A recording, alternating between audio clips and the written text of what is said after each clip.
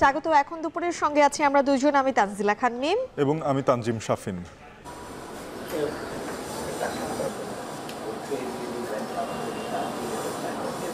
Bangladesh and India are the two important partners. There are some issues that we have got some trade deficits, but this will be sorted out.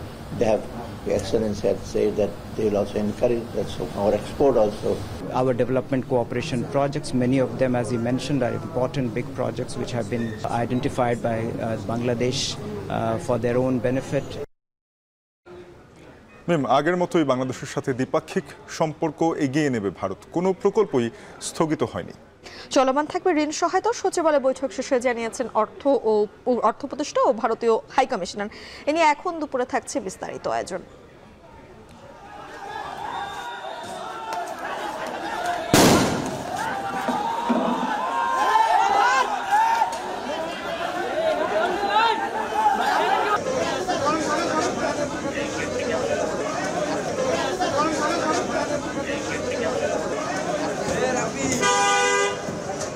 বিজ্ঞ আদালত 4 দিনের remand মঞ্জুর করে। তারা সরাসরি গুলির সাথে যুক্ত ছিল, গুলি করেছে।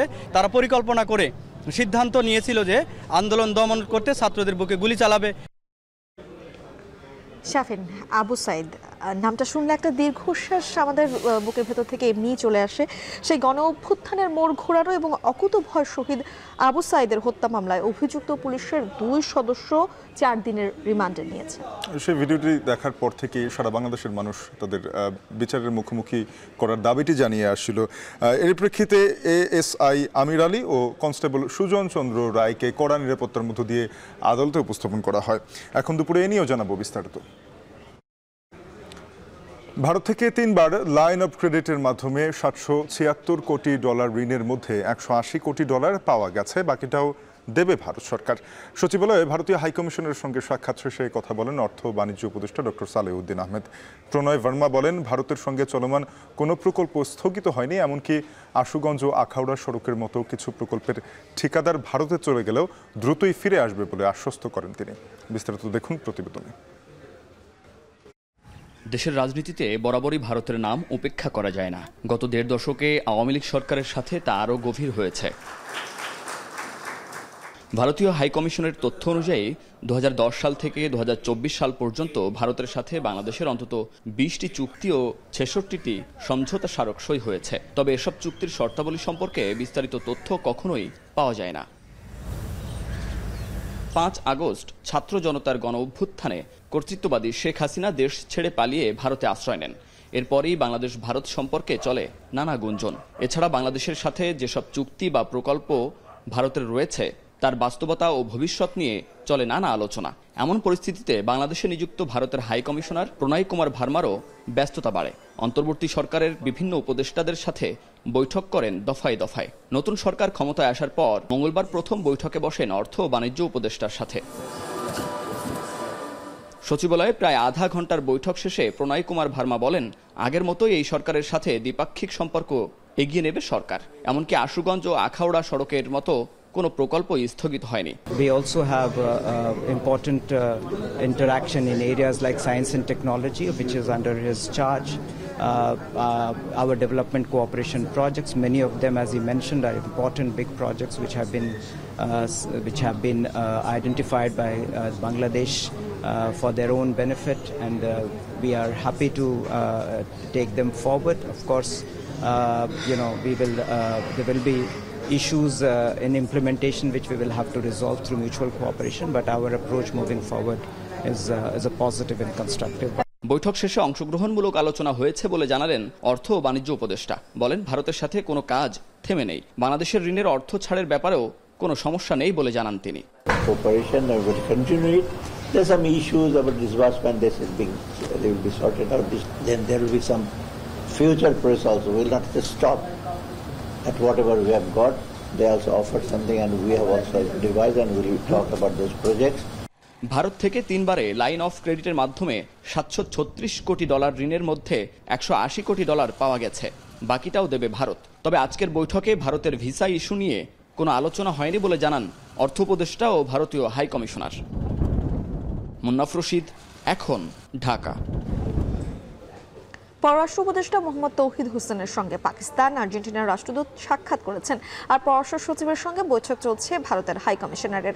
বিস্তারিত জানাতে পররাষ্ট্র মন্ত্রণালয় থেকে যোগ দিচ্ছেন নাইম আবির। আবির, সাক্ষাতে কোন কোন বিষয়গুলো আলাপ হলো, ভারতের হাই কমিশনারের বৈঠকের বিষয়বস্তু কি, বিস্তারিত একটু জানাবেন আমাদেরকে। সবশেষ তথ্যটি জানিয়ে রাখি যে ভারতীয় হাই কমিশনারের সাথে পররাষ্ট্র সচিবের যে বৈঠকটি চলছিল সেটি কিছুক্ষণ আগে শেষ হয়েছে এবং তিনি বের হয়ে আমাদের সাথে কথা বলেছেন। শুধু শুরুতেই পররাষ্ট্র সচিবের সাথে যে ভারতের হাই কমিশনের সাথে কথা হয়েছে সেটি নিয়ে একটু কথা বলতে চাই। প্রথমে তিনি আমাদেরকে জানিয়েছেন যে ভারতের সাথে বাংলাদেশের যে পূর্বের সম্পর্কের ধারাবাহিকতা, সেই সম্পর্কের ধারাবাহিকতা আসলে ভারত বজায় রাখতে চায় এবং বাংলাদেশের সাথে নতুন সরকারের সাথে যে কাজ করবার যে বিষয়গুলো রয়েছে, যে জায়গায় কাজ করবার সুযোগ রয়েছে, সেই বিষয়গুলো নিয়ে তারা কাজ করতে চায়। এবং ব্যবসা বাণিজ্যের কথা তিনি উল্লেখ করেছেন এবং এর আগে যেহেতু তিনি অর্থ উপদেষ্টার সাথে কথা বলে এসেছেন সচিবালয়ে, সেখানে তিনি ব্যবসা বাণিজ্যের বিষয়গুলো নিয়ে বলেছিলেন, অর্থ ছাড় এবং পরবর্তী যে উন্নয়ন যে কাজগুলো রয়েছে সেই বিষয়গুলো নিয়ে। কিন্তু এখানে তিনি একটা বিষয় বলেছেন যেটি আসলে সীমান্ত হত্যা নিয়ে বিভিন্ন রকমের আলোচনা হচ্ছে বা গত কয়েকদিনের মধ্যে দুজন কিশোর এবং কিশোরীকে আসলে সীমান্তে বিএসএফের গুলিতে নিহত হতে হয়েছে, সেই বিষয়ে তাকে প্রশ্ন করা হলে তিনি সরাসরি কোনো উত্তর দেননি। তবে তিনি বলেছেন যে আলোচনায় আসলে বিরাজমান যে সমস্যা বা সংকট রয়েছে সেগুলো আসলে দূর করা সম্ভব। সেটি আসলে সীমান্ত হত্যা হতে পারে বা ব্যবসা বাণিজ্যের যে কোনো বিষয় হতে পারে। এবার একটু কথা বলতে চাই, এর আগে পররাষ্ট্র উপদেষ্টার সাথে কিন্তু দুটি দেশের রাষ্ট্রদূতের কথা হয়েছে। প্রথমে কথা হয়েছে পাকিস্তানের রাষ্ট্রদূত, মানে সৌজন্য সাক্ষাৎ হয়েছে, এবং এরপরে আর্জেন্টিনার রাষ্ট্রদূতের সাথে।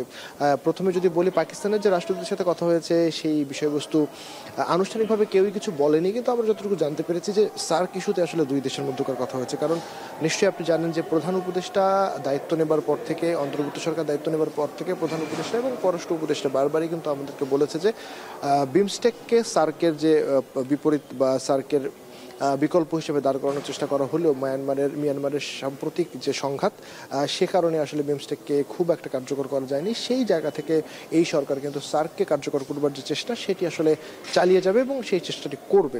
এবং সেই জায়গা থেকে তিনি পাকিস্তানের সাথে সার্কের সাথে কিভাবে কাজ করার সুযোগ রয়েছে সেটি নিয়ে আসলে মূলত আলোচনার বিষয়বস্তু ছিল। এর বাইরে আর্জেন্টিনার সাথে যে বৈঠকটি হয়েছে সেখানে কিন্তু আপনি নিশ্চয়ই জানেন যে বাংলাদেশ একটা বড় রকমের ভোগ্যপণ্য বা কৃষি পণ্য আর্জেন্টিনা থেকে কিন্তু আমদানি করে থাকে এবং বাংলাদেশ থেকে বিশেষ করে পোশাক পণ্য কিন্তু আর্জেন্টিনায় রপ্তানি করা হয়ে থাকে। তো এই বিষয়গুলো নিয়ে কিন্তু এই আমদানি রপ্তানি বা বাণিজ্যের দ্বিপাক্ষিক বাণিজ্যের বিষয়গুলো আর্জেন্টিনার সাথে মূলত কথা হয়েছে। তো সার্বিকভাবে যদি একটু বলতে চাই তাহলে ভারতের যে পররাষ্ট্র হাই কমিশনার তার সাথে যে পররাষ্ট্র সচিবের যে বৈঠক হয়েছে সেটি যেহেতু নবনিযুক্ত সচিব সবেমাত্র জয়েন করেছেন, সেই জায়গা থেকে আসলে তিনি দেখা করতে এসেছেন এবং ভারতের সাথে মূলত এই বিষয়গুলো নিয়ে মূলত আলোচনা হয়েছে। তো এই ছিল আমার কাছে আপাতত পররাষ্ট্র মন্ত্রণালয় থেকে সবশেষ। পরবর্তীতে উপদেষ্টা বা পররাষ্ট্র সচিব যদি ব্রিফিং করেন তাহলে নিশ্চয়ই আপনাকে জানাতে পারবো বিস্তারিত। পররাষ্ট্র মন্ত্রণালয় থেকে সরাসরি আমাদের সঙ্গে যুক্ত হয়েছিলেন সহকর্মী নাইম আবির। একে 3টি ইউনিটই বন্ধ হয়ে যাওয়ায় পুরোপুরি থেমে গেছে দিনাজপুরের বড়পুকুরিয়া তাপ বিদ্যুৎ কেন্দ্রের উৎপাদন। যান্ত্রিক ত্রুটির কারণে সোমবার থেকে 275 মেগাওয়াট ক্ষমতা সম্পন্ন তৃতীয় ইউনিটটিও বন্ধ হয়ে যায়। সংশ্লিষ্টরা জানান, কেন্দ্রের 3টি ইউনিটের মধ্যে 125 মেগাওয়াট ক্ষমতা সম্পন্ন 2 নম্বর ইউনিটটি চলতি বছরের শুরু থেকেই বিকল। 125 মেগাওয়াট ক্ষমতা সম্পন্ন 1 নম্বর ইউনিটটিও ওভারহোলিং এর কারণে বন্ধ রয়েছে। তৃতীয় ইউনিটটি 7 সেপ্টেম্বর চালু হলেও 2 দিনের মাথায় যান্ত্রিক ত্রুটির কারণে তা বন্ধ হয়ে গেলে পুরো বিদ্যুৎ কেন্দ্রই বন্ধ হয়ে যায়। তবে ওভারহোলিং থাকা 1 নম্বর ইউনিটটি 2-1 দিনের মধ্যে চালু হলে জাতীয় গ্রিডে আবারও বিদ্যুৎ সরবরাহ শুরু হবে বলে আশা সংশ্লিষ্টদের। এদিকে তাপবিদ্যুৎ কেন্দ্রে বিদ্যুৎ উৎপাদন বন্ধ হয়ে যাওয়ায় লোডশেডিং এর কবলে পড়েছে দিনাজপুর অঞ্চল, যার বিরূপ প্রভাব পড়েছে জনজীবন, ব্যবসা বাণিজ্য, বিদ্যুৎ নির্ভর সেচ ও শিল্প কারখানায়।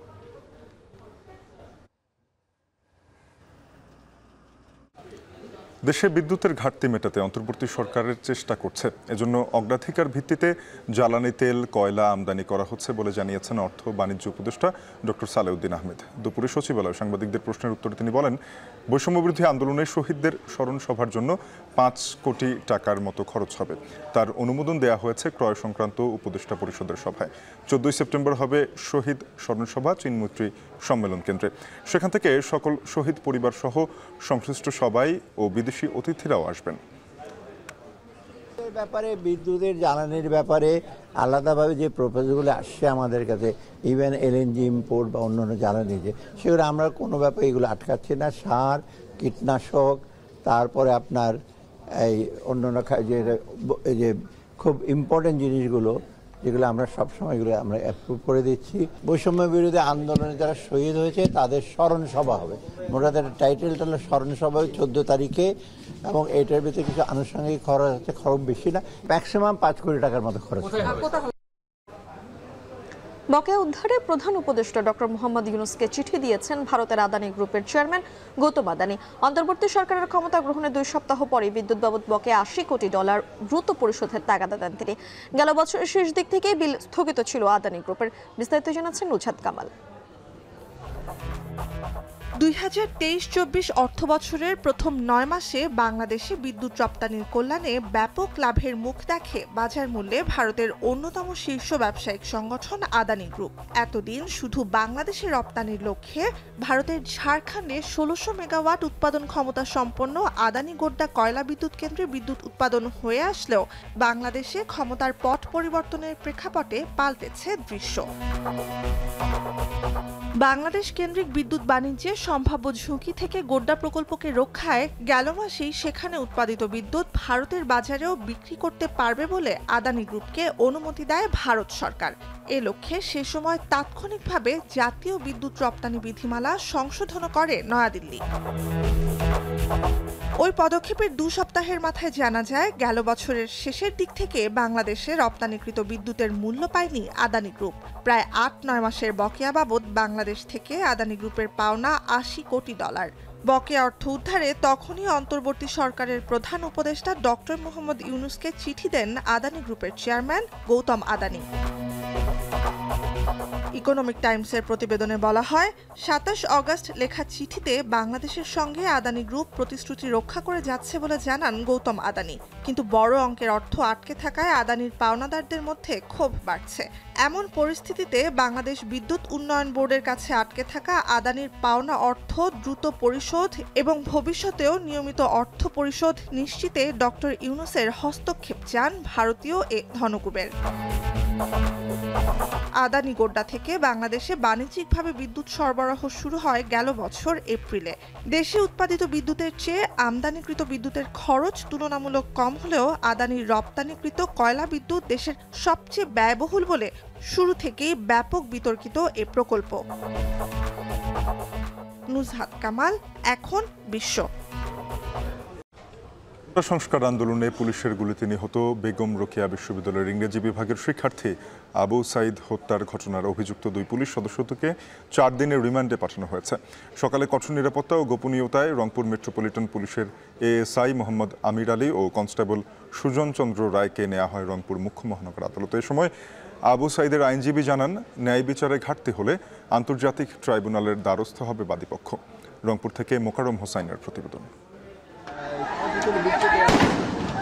আবু সাইদ হত্যার পর কোটা সংস্কার আন্দোলন বারুদের মতো ছড়িয়ে পড়ে দেশ জুড়ে। ক্যাম্পাসে ও রাজপথে একযোগে নতুন মাত্রা পায় কোটা সংস্কার আন্দোলন। 16 জুলাই রংপুরে গুলির সেই মর্মান্তিক ঘটনার ভিডিও সামাজিক মাধ্যমে ছড়িয়ে পড়লে দেশ জুড়ে পুলিশ সদস্যদের গ্রেফতারের দাবি তীব্র হয়।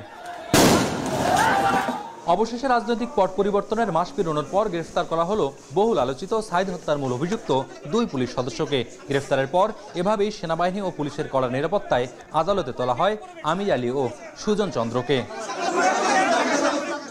সকাল 9:30টায় রংপুর মুখ্য মহানগর আদালতে শুরু হয় অভিযুক্তদের বিরুদ্ধে রিমান্ড শুনানি। আদালতে আসামি পক্ষের কোনো আইনজীবী না থাকায় আদালতের সঙ্গে কথা বলেন আটককৃত 2 পুলিশ সদস্য। জানান, ঊর্ধ্বতন কর্তৃপক্ষের নির্দেশ ও পূর্ব পরিকল্পনায় সেদিন গুলি করেন তারা। আর বাদীপক্ষের আইনজীবীরা নিরস্ত্র শিক্ষার্থীদের উপর গুলির কঠোর সমালোচনা করে চান সর্বোচ্চ বিচার। পরে শুনানি শেষে রংপুর মেট্রোপলিটন তাজহাট ম্যাজিস্ট্রেট আমলি আদালত 2-এর বিচারক আসাদুজ্জামান 4 দিনের রিমান্ড মঞ্জুর করেন। সেই সাথে রিমান্ডে সুপ্রিম কোর্টের নির্দেশনা প্রতিপালন করার আদেশও দিয়েছেন আদালত। এই হত্যার নির্দেশদাতা, পরিকল্পনাকারী সহ সকলকে আইনের আওতায় আনার দাবি বাদীপক্ষের আইনজীবীর। প্রমাণ পেয়েছি যে গত 11 তারিখে ছাত্ররা যখন তাজহাট থানায় তাদের ব্যক্তিগত কাজে গিয়েছিল, তখন পুলিশের যে হোয়াটসঅ্যাপ গ্রুপ, সেইখানে আবু সাইদ সহ যে সমন্বয়কটা আন্দোলনের প্রথম সারির নেতৃত্বে ছিলেন 6 জন, তাদের গোল চিহ্নিত মার্ক করে যে এদেরকে মানে সে শায়েস্তা করতে হবে যে কোনো মূল্যেই। ফলে তার ধারাবাহিকতায় পরবর্তী ঘটনাও ঘটে। আপনারা জানেন যে 16 তারিখের আগেও আবু সাঈদকে হলে মারধর করা হয় এবং 16 তারিখ মানে হচ্ছে যে এই মৃত্যুর ঘটনার আগেও তাকে আধা ঘন্টা আগে এখানে যে কাঠের ব্রিজ সেখানেও তাকে হামলা করা হয়। আপনারা ভিডিওতে দেখবেন তার মাথা থেকে রক্ত ঝরছে, তার মানে গুলি করার আগ মুহূর্তেও তাকে মারা হয়। ফলে আমরা ঘটনা শুধুমাত্র বলছি, কোনো অনুমান নির্ভর নয়, তথ্য প্রমাণের ভিত্তিতেই বলছি এটা প্ল্যান্ট মার্ডার। এ সময় ন্যায় বিচারের প্রত্যাশা করে মামলার দীর্ঘসূত্রতা না রাখার দাবি জানিয়ে প্রয়োজনে আন্তর্জাতিক অপরাধ ট্রাইব্যুনালের দ্বারস্থ হবার কথাও জানান বাদীপক্ষের আইনজীবী। দ্রুত বিচারের কোনো প্রকার গাফলতি যদি দেখি আমরা সর্বোচ্চ আদালত কিংবা আপনারা যেমন টানলেন যে আন্তর্জাতিক মানে অপরাধ ট্রাইব্যুনালে, সেখানেও আমরা আবেদন করতে পারি। এদিকে দুপুরে রংপুর মেট্রোপলিটন পুলিশ কমিশনার গণমাধ্যমে বলেন, বাকি অভিযুক্ত পুলিশ সদস্যরা যে র্যাঙ্কের অফিসারই হোক না কেন তাদের যথাসময়ে আইনের আওতায় আনা হবে। কিছু সুবিধাবাদী মহল, আমি কিছুক্ষণ আগেই বললাম যে এখন যেন তেনভাবে এজাহার নিয়ে আসতেছে, ইয়ে করতেছে, তাই বলে যাদের বিরুদ্ধে এভিডেন্স আছে তারা কিন্তু কখনো এগুলোতে পার পাবে না। এর আগে সোমবার রংপুর মেট্রোপলিটন পুলিশ অভিযুক্ত 2 পুলিশ সদস্যকে পিবিআই এর হাতে হস্তান্তর করেছে। আবু সাঈদ হত্যাকাণ্ডের ঘটনায় তার বড় ভাই রমজান আলী বাদী হয়ে 18 আগস্ট মেট্রোপলিটন তাজহাট থানায় 17 জনকে আসামি করে একটি হত্যা মামলা দায়ের করেছেন। একই ঘটনায় গত 3 আগস্ট এই 2 পুলিশ সদস্য এএসআই আমির আলী ও কনস্টেবল সুজন চন্দ্র রায়কে বরখাস্ত করা হয়েছিল। মোকাররম হোসাইন, এখন রংপুর। কোটা সংস্কার আন্দোলনে রাজধানীর রেসিডেন্সিয়াল মডেল কলেজের শিক্ষার্থী ফাইয়াজ হত্যাকাণ্ডের ঘটনায় আন্তর্জাতিক অপরাধ ট্রাইব্যুনালের মামলা আবেদন করা হয়েছে। সাবেক প্রধানমন্ত্রী শেখ হাসিনা সহ 34 জনকে আসামি করা হয়েছে। সে বিষয়ে হাইকোর্ট থেকে যুক্ত হচ্ছেন জাহিদ হোসেন। জাহিদ, জানাবেন শিক্ষার্থী ফাইয়াজ হত্যায় ট্রাইব্যুনালে মামলার আবেদনের পর আদালত কোন আদেশ দিয়েছেন কিনা একটু বিস্তারিত জানাবেন। কোটা সংস্কার আন্দোলন শুরু হওয়ার পর থেকে যখন এই আন্দোলনটি সারা ঢাকা শহরের শিক্ষার্থীদের মধ্যে ছড়িয়ে পড়ে, সেই ঘটনায় গত 18 জুলাই আন্দোলনে এসেছিলেন, যোগ দিয়েছিলেন রেসিডেন্সিয়াল মডেল কলেজের শিক্ষার্থী ফারহান ফাইয়াজ এবং তিনি সেখানে সেদিন পুলিশের গুলিতে নিহত হন এবং সেই ঘটনা দেশ জুড়ে তোলপাড় হয়েছিল। সামাজিক যোগাযোগ মাধ্যমে ফাইয়াজের সেই ছবি সামাজিক যোগাযোগ মাধ্যমে ছড়িয়ে পড়ে, সেটি নিয়ে তীব্র প্রতিবাদ হয়। এরপরে সবশেষ আগস্টের 5 তারিখে প্রধানমন্ত্রী শেখ হাসিনা সরকারের পতন হওয়ার পরে যে প্রেক্ষাপট তৈরি হয়, এর পরবর্তীতে বিচারের দাবিতে যেই আন্দোলন হয় এবং পরবর্তীতে এই মামলাগুলো ট্রাইব্যুনালে নিয়ে আসার সিদ্ধান্ত হয়। সেই সিদ্ধান্ত মোতাবেক আন্তর্জাতিক অপরাধ ট্রাইব্যুনাল একটি চিফ প্রসিকিউটর নেতৃত্বে একটি প্রসিকিউশন টিম গঠন করা হয়েছে। এরপরেই তৃতীয় দিনের মাথায় আজকে একটি মামলা হয়েছে। এই মামলাটি হয়েছে ফাইয়াজ হত্যা, অর্থাৎ রেসিডেন্সিয়াল যে শিক্ষার্থী ফাইয়াজ, তার বাবা শহীদুল করিম ভুইয়া, তিনি আজকে এই মামলাটি করেছেন। তদন্ত সংস্থায় তিনি একটি আবেদন জমা দিয়েছেন। সেই আবেদনে সাবেক প্রধানমন্ত্রী শেখ হাসিনাকে প্রধান আসামি করা হয়েছে। তার সঙ্গে তার সরকারের যে সাবেক মন্ত্রী যারা রয়েছেন, আওয়ামী লীগের সাধারণ সম্পাদক সহ, সাবেক স্বরাষ্ট্রমন্ত্রী সহ, ছাত্রলীগের সভাপতি সাধারণ সম্পাদক সহ 34 জনের নাম উল্লেখ করে এখানে মামলাটি তারা আবেদন করেছেন এবং তদন্ত সংস্থা এই মামলাটি তারা তদন্ত করে এই মামলাটি তারা আমলে নেবেন। এবং এ পর্যন্ত এই জুলাই ছাত্র জনতার যে অভ্যুত্থান হয়েছে, যে অভ্যুত্থানে মূলত শেখ হাসিনা সরকারের পতন হয়েছে, সেই অভ্যুত্থানের এখন পর্যন্ত যতগুলো হত্যাকাণ্ড হয়েছে, সেই হত্যাকাণ্ডে 12টি মামলার আবেদন পড়েছে আন্তর্জাতিক অপরাধ ট্রাইব্যুনালে। এই ট্রাইব্যুনালটি গঠন করা হয়েছিল 2010 সালে 71-এর মানবতা বিরোধী অপরাধ এবং যুদ্ধ অপরাধের বিচারের দাবিতে। সেই বিচারও হয়েছিল, জামাতের শীর্ষ পর্যায়ের নেতাদের এই ট্রাইব্যুনালে ফাঁসির রায় হয় এবং সেই ফাঁসি কার্যকর হয়েছে। এবং এরপরে এই পট পরিবর্তনের পরে 24-এর যে দ্বিতীয় গণ অভ্যুত্থান, সেই গণ অভ্যুত্থানের পরে এটি যে বর্তমান যে অন্তর্বর্তী সরকার, সেই সরকার সিদ্ধান্ত নেয় যে আওয়ামী লীগ সহ আওয়ামী লীগের যারা এই হত্যাকাণ্ডের নির্দেশদাতা বা যারা হত্যাকাণ্ডের সাথে জড়িত তাদের বিচার করা হবে এই আন্তর্জাতিক অপরাধ ট্রাইব্যুনালে। এই সিদ্ধান্তের পরেই মূলত ট্রাইব্যুনালে মামলাগুলো শুরু হয় এবং এখন পর্যন্ত 12টি মামলার আবেদন পড়েছে ট্রাইব্যুনালে এবং ট্রাইব্যুনালে একটি প্রসিকিউটর টিমও গঠন করে দেওয়া হয়েছে। সেই টিম এখন দেখভাল করছে এবং তারা আরেকটি জিনিস জানিয়েছেন, চিফ প্রসিকিউটর তিনি বলছেন যে সারা দেশের যে নিহত আহতদের যে ঘটনাগুলো ঘটেছে সেই তথ্য উপাত্তগুলো ট্রাইব্যুনালে দেওয়ার জন্য একটি হেল্প ডেস্ক খোলা হয়েছে, সেই ডেস্কে তারা তথ্য জানাতে পারবে। সবকিছু মিলে ফাইয়াজের মামলাটি তদন্ত সংস্থা আজকে গ্রহণ করেছে এবং এটি তদন্ত করার পরে তারা মূলত এই মামলা আমলে নিয়ে পরবর্তী আইনি পদক্ষেপ তারা উপস্থাপন করবেন। হাইকোর্ট থেকে সরাসরি যুক্ত হয়েছিলেন সহকর্মী জাহিদ হাসান। আয়নাঘরের মতো গোপন সেলে যেতে হয়েছে অনেক নিরপরাধ ব্যক্তিকে, বা জানি লেখক সাংবাদিকও। করা হয়েছে অমানসিক নির্যাতন, মুক্তির নামে জিম্মি করে হাতিয়ে নেওয়া হয়েছে লাখ লাখ টাকা। এমন হাজারো ভুক্তভোগীর একজন সাংবাদিক নাহিয়ান। কর্তৃত্ববাদী সরকারের পতনের দাবি উঠেছে এমন গুম নির্যাতনের জড়িতদের শাস্তি সহ ভুক্তভোগীর ক্ষতিপূরণের। জাকির হোসেনের ছবিতে বাকিটা জানাচ্ছেন শাহাদাত অভ্র। স্বপ্ন ছিল সাংবাদিক হবার, সেই পথেই হেঁটেছিলেন আল নাহিয়ান। কাজ করেছেন গণমাধ্যমে, লিখেছেন বইও, কিন্তু এই স্বপ্ন যে তার দুঃস্বপ্নের কারণ হবে সে কে জানত। ন্যূনতম স্বপ্নটুকু যেন আমি পূরণ করতে পারি। পুলিশ, গোয়েন্দা সংস্থা, রিমান্ড কিংবা আয়নাঘর, গেল 10 বছরে সব জায়গাতেই নেওয়া হয়েছে তাকে। কথা বলাই ছিল অপরাধ, দেওয়া হয় মিথ্যা মামলা। জানতাম না যে এটাকে আয়নাঘর বলা হয়। আসলে আমাকে একটা অজ্ঞাত স্থানে নিয়ে যাওয়া হয়েছিল, সেখানে 8 দিন রেখে অমানসিক শারীরিক নির্যাতন করা হয়। আমার পরিবারকে ফোন দিয়ে 2.5 লক্ষ টাকা এক রাতের মধ্যে জোগাড় করতে বলা হয়। শুরুটা হয় 2013 সালে। আল নাহিয়ান তখন একটি সাহিত্য পত্রিকায় কাজ করতেন। সে সময় তুমুল আলোচনায় গণজাগরণ মঞ্চ। সে মঞ্চের নেতৃস্থানীয়দের প্রস্তাবে রাজি না হওয়ায় নেমে আসে ঝড়। আল নাহিয়ান সহ পত্রিকার অফিস থেকে তুলে নেওয়া হয় সম্পাদককে। বিভিন্ন স্থান থেকে গণজাগরণ মঞ্চের কথা বলে আমাদের প্রকাশক যিনি বোরহান মাহমুদ ভাই, তার কাছে চাঁদাবাজি চাঁদা চাওয়া হয়, যে হয় চাঁদা দেন, না হয় আপনাদেরকে এই প্রতিষ্ঠান বন্ধ করে দিব, না হয় আপনাদের অমুক ক্ষতি করা হবে, তমুক ক্ষতি করা হবে। 3-4 গাড়ি পুলিশ এসে আমাদেরকে সে জায়গায় অফিসের ভেতরে বসে আমাদেরকে বেধড়ক মারধর করা হয়। তখনই প্রথম পরিচয় হয় আয়নাঘরের সাথে, যদিও জানা ছিল না এই নামের।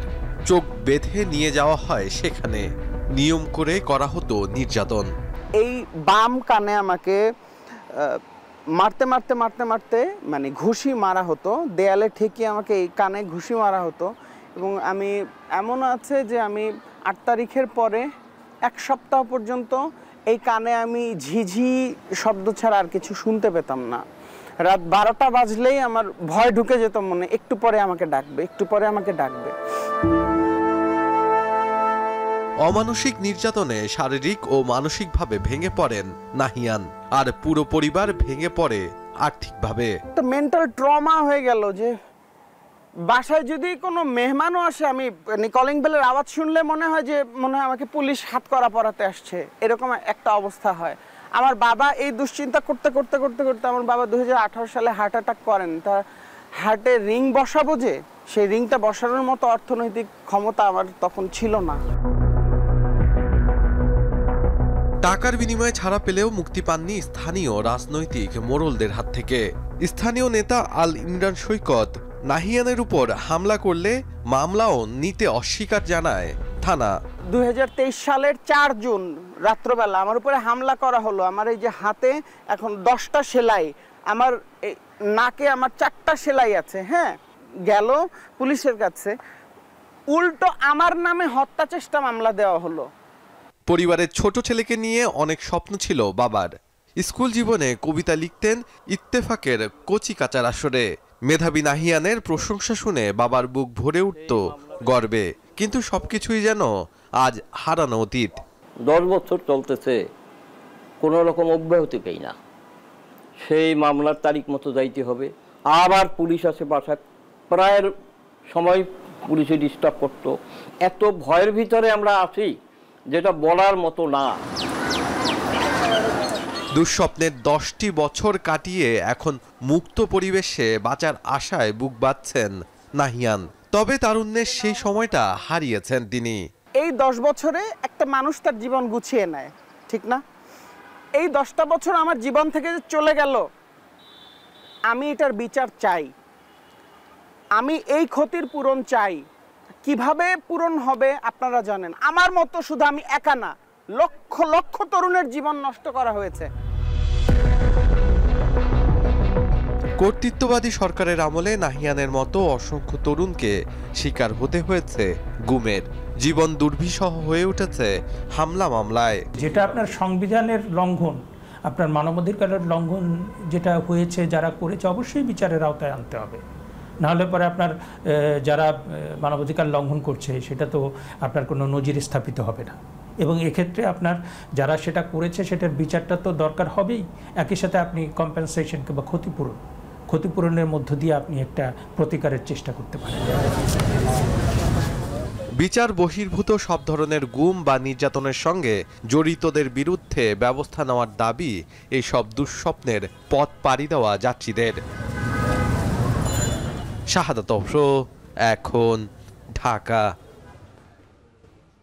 এখন দুপুরে একটা বিরতি নিচ্ছে, ফিরছি একটু পর, সাথেই থাকুন।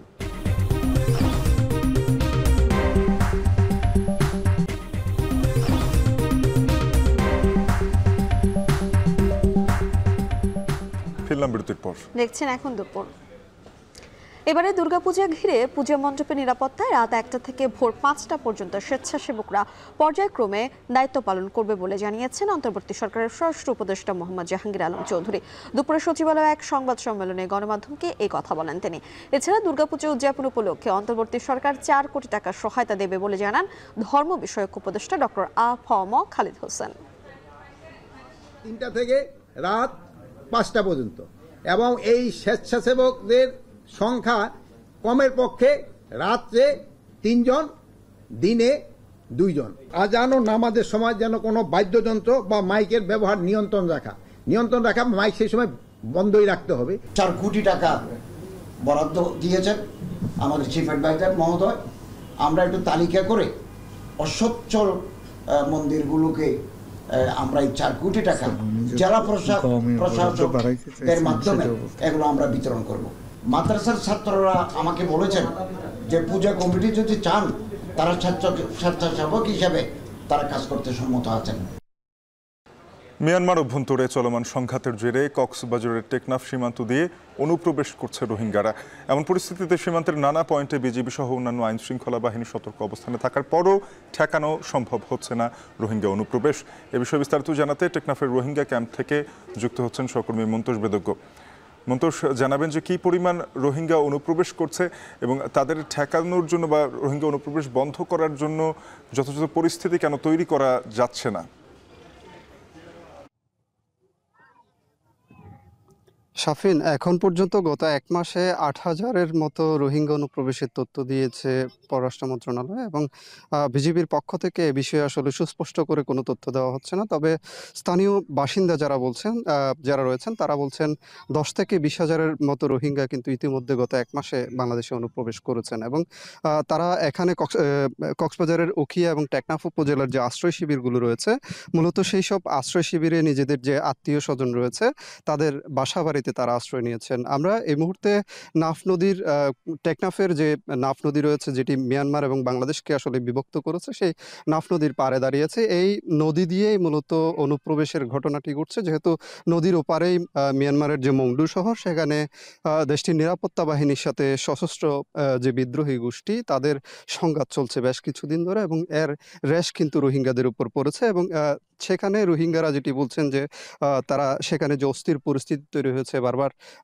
2 গ্রুপের মধ্যে যে সংঘাতটি হচ্ছে, এর মাঝখানে কিন্তু রোহিঙ্গাদের অনেকের প্রাণহানি হচ্ছে। এমনকি রোহিঙ্গারা যখন পালানোর চেষ্টা করছেন তখনও কিন্তু সেখানে ড্রোন হামলা, বোমা বর্ষণের মতো ঘটনাও ঘটেছে, এবং অনেক রোহিঙ্গা কিন্তু আক্রান্ত হয়েছে। সেই ধরনের তথ্যই আসলে তারা দিচ্ছিলেন। আমরা কিছুক্ষণ আগে যখন রোহিঙ্গা ক্যাম্পে ছিলাম, রোহিঙ্গা ক্যাম্পে একজনের সাথে দেখা হয়েছে যিনি আসলে সেখানকার মংডু শহরের যে সরকারি প্রতিষ্ঠানটি রয়েছে, আমাদের যে উপজেলা প্রশাসন রয়েছে, সেখানকার উপজেলা প্রশাসনের কেরানি ছিলেন এরকম একজন সরকারি কর্মকর্তার সাথে, সাবেক সরকারি কর্মকর্তার সাথে আমরা কথা বলেছি। তিনি যেটি বলছেন যে তিনি কয়েকদিন আগে তার পরিবারের 6 সদস্যকে নিয়ে বাংলাদেশে অনুপ্রবেশ করেছেন, এবং এই ক্ষেত্রে তাকেও বেশ টাকা পয়সা খরচ করতে হয়েছে। বিশেষ করে বাংলাদেশি মুদ্রায় 30,000 টাকা মতো তাকে খরচ করতে হয়েছে। এরকমই আসলে সাধারণ রোহিঙ্গা যারা এখানে অনুপ্রবেশ করছেন তারা এক ধরনের দালাল চক্রের হাত ধরে কিন্তু বাংলাদেশে আসছেন, এবং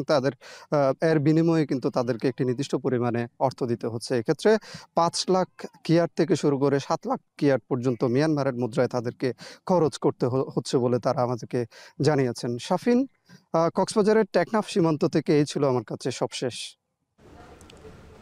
মিয়ানমারের অভ্যন্তরীণ অস্থিরতার কারণে কক্সবাজার টেকনাফ সীমান্ত দিয়ে রোহিঙ্গা অনুপ্রবেশ বেড়েই চলেছে, এই বিষয়ে জানাচ্ছিলেন সহকর্মী মন্তোষ বেদজ্ঞ। এখন দুপুরে একটা বিরতির পর ফিরব।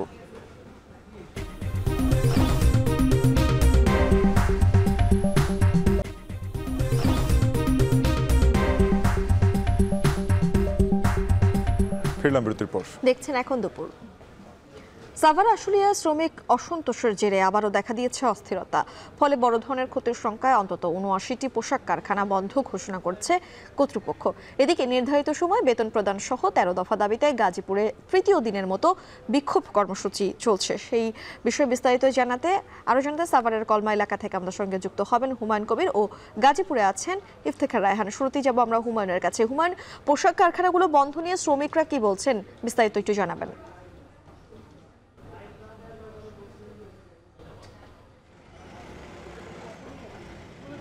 মিম, ধন্যবাদ আপনাকে। আপনি যেমনটি বলছেন, আপনি নিশ্চয়ই জানেন পোশাক শ্রমিকদের বিভিন্ন দাবি দেওয়া নিয়ে কিন্তু বেশ কিছুদিন যাবৎ আন্দোলন চলমান রয়েছে। তারা কিন্তু কর্মবিরতি করে কিন্তু বিক্ষোভ করছেন, রাজপথ দখল সহ নানা কর্মসূচিতে কিন্তু শ্রমিকরা পালন করছিলেন। তবে এই শ্রমিকদের এই আন্দোলনের ফলে কিন্তু আমরা দেখেছি বেশ কয়েকদিন যাবৎ আন্দোলন চলছে, 12 থেকে 13 দিন। বিগত 12-13 দিনে আমরা অনেকগুলো কারখানা কিন্তু বন্ধ হতে দেখেছি, আবার কিছু কারখানা খুলছে। সর্বশেষ ৭৯টি কারখানা কিন্তু বন্ধ হয়েছিল। এবং আজকে যদি আমরা বলি সর্বশেষ পরিস্থিতি, সেটা হলো শিল্প পুলিশের পুলিশ সুপার যিনি রয়েছেন তার সাথে কথা বলেছি। তিনি জানিয়েছেন সর্বশেষ ৪৫টি কারখানা কিন্তু এ পর্যন্ত বন্ধ রয়েছে। এছাড়া আজকে ২-১টি কারখানায় কিন্তু কিছুটা অপ্রীতিকর ঘটনা ঘটেছে। আমরা তার মধ্যে অ্যানবয় কারখানা রয়েছে আশুলিয়ার ৬তারা এলাকায়, সেখানে আমরা দেখেছি শ্রমিক এবং যারা স্টাফ রয়েছে তাদের সাথে কিন্তু ধাওয়া পাল্টা দেওয়ার ঘটনা ঘটেছে। এবং এছাড়া শারমিন গ্রুপ এবং হামিম গ্রুপের ২টি কারখানার শ্রমিকরা দুপুরের পর কিন্তু ফ্যাক্টরিতে এসে তারা কাজে যোগ না দিয়ে কর্মবিরতি পালন করছিল, ফলে কিন্তু এই 2টি কারখানাও কিন্তু ছুটি ঘোষণা করা হয়েছে। এদিকে আমরা মালিক পক্ষ এবং বিভিন্ন গার্মেন্টসের কর্মকর্তাদের সাথে সকাল থেকে সাভার আশুলিয়ায় ঘুরে ঘুরে কথা বলেছি। তারা বলছেন শ্রমিকদের এই পরিস্থিতি যদি চলতে থাকে তাহলে কিন্তু যে শিপমেন্টের যে একটি বিষয় থাকে সেটিও বাধাগ্রস্ত হবে এবং এই শিল্পে একটা বড় ধরনের ধস নামার কিন্তু একটা সম্ভাবনা দেখছেন। তারা বলছেন শ্রমিক পক্ষ এবং মালিক পক্ষের সাথে আলোচনা সাপেক্ষে এই সমস্যাটি সমাধানের চেষ্টা চলছে এবং আইনশৃঙ্খলা বাহিনীর সদস্যরা কিন্তু নিরাপত্তা রক্ষায় সচেষ্ট রয়েছেন এবং নিরাপত্তা রক্ষায় তারা র্যাব, বিজিবি এবং পুলিশ কিন্তু নিরাপত্তা দিচ্ছেন। এছাড়া গার্মেন্টস শ্রমিকদের নিরাপত্তা এবং গার্মেন্টসের নিরাপত্তায় কিন্তু বিএনপির পক্ষ থেকেও আমরা দেখেছি প্রতিরোধ কমিটি গঠন করা হচ্ছে। সব মিলিয়ে গার্মেন্টসের যে পরিস্থিতি সেটি কিন্তু মোটামুটি অশান্ত বলা যায় সাভার আশুলিয়ার। মিম, এবার আমরা যাব গাজীপুরে সহকর্মী ইফতেখার রায়হানের কাছে। ইফতেখার, জানাবেন সেখানকার সর্বশেষ পরিস্থিতি এবং দাবি আদায় নিয়ে মালিক পক্ষ আসলে কি বলছে?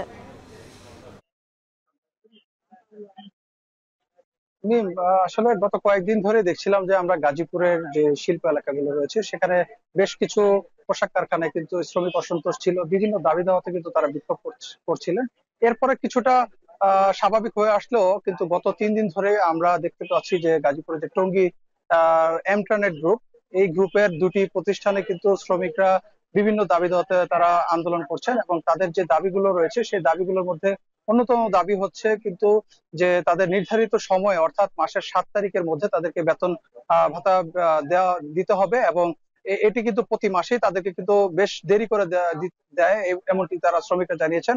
পাশাপাশি যে হাজিরা বোনাস, সেই হাজিরা বোনাস কিন্তু যে হাজিরা বোনাসটি রয়েছে সেটিও কিন্তু তাদেরকে দেওয়া হয় না। সে কারণে তারা দাবি করছে যে হাজিরা বোনাস 1000 টাকা করে তাদের দিতে হবে এবং যে অন্যান্য যে অর্জিত ছুটি অর্থাৎ প্রতি 18 দিনে একদিন অর্জিত ছুটি পাওয়া যায়, সেই অর্জিত ছুটি হিসেবে তারা 18 দিন কিন্তু মোট বাৎসরিক কিন্তু অর্জিত ছুটি পাওয়ার কথা, কিন্তু তারা পাচ্ছেন সেখানে মাত্র 8 দিন। সে কারণে তারা বলছেন যে বাকি যে 10 দিন তাদেরকে ছুটি দেওয়া হয় না, সেই দাবিগুলো কিন্তু মেনে নেওয়ার জন্য তারা আন্দোলন করছেন।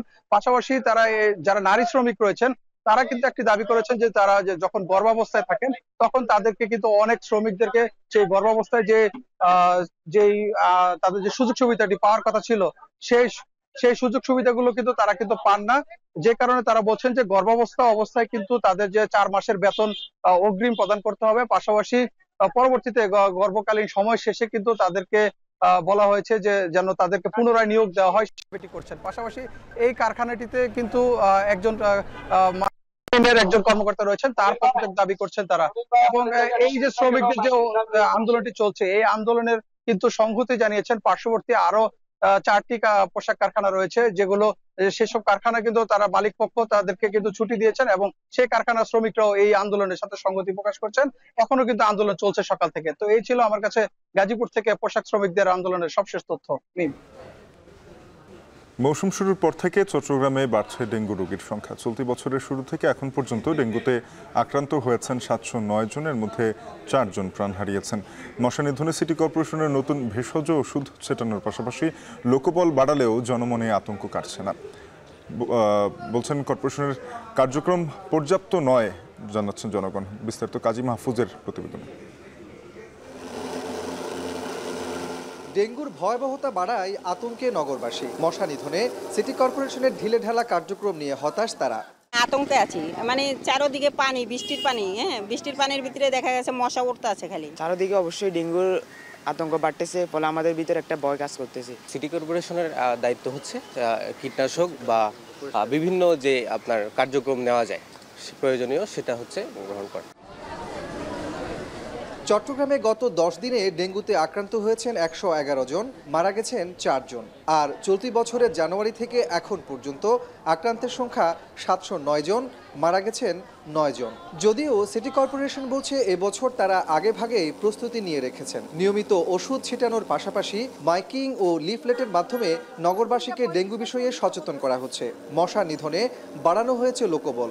নতুন ভেষজ ওষুধের কার্যকারিতা বাড়ায় মশার উপদ্রব কমেছে দাবি কর্পোরেশনের। তবে নগরবাসীকে আরও বেশি সচেতন হওয়ার আহ্বান এই কর্মকর্তার।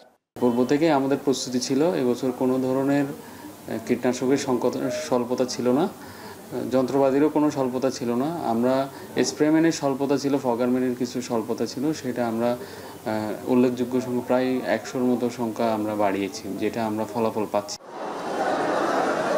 এদিকে ডেঙ্গু রোগী বেড়ে যাওয়ায় হাসপাতালগুলোতে প্রস্তুতি বাড়ানো হয়েছে। কিছু কিছু হাসপাতালে চালু হচ্ছে ডেঙ্গু কর্নার। গেল বছর চট্টগ্রামে ডেঙ্গুতে আক্রান্ত হন 14,087 জন এবং মারা যান 107 জন। কাজী মাহফুজ, এখন চট্টগ্রাম। এখন দুপুরে নিচ্ছে একটা বিরতি, কিছুক্ষণের মধ্যেই ফিরবো, সঙ্গে থাকুন।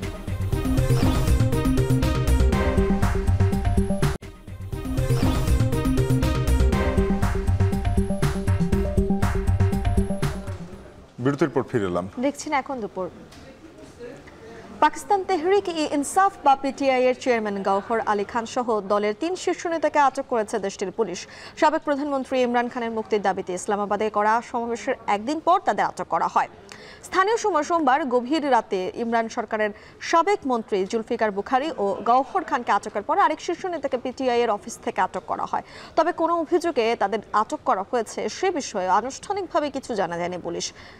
ইমরান খানের মুক্তির দাবিতে সমাবেশে যাওয়ার পথে পুলিশের সঙ্গে তার সমর্থকদের সংঘর্ষে আহত হন বেশ কয়েকজন পুলিশ কর্মকর্তা। এর জেরে রাজধানী ইসলামাবাদ জুড়ে তল্লাশি অভিযান চালায় পাকিস্তানের পুলিশ। এদিকে গত বছর থেকে কারাগারে আছেন পিটিআই নেতা ইমরান খান।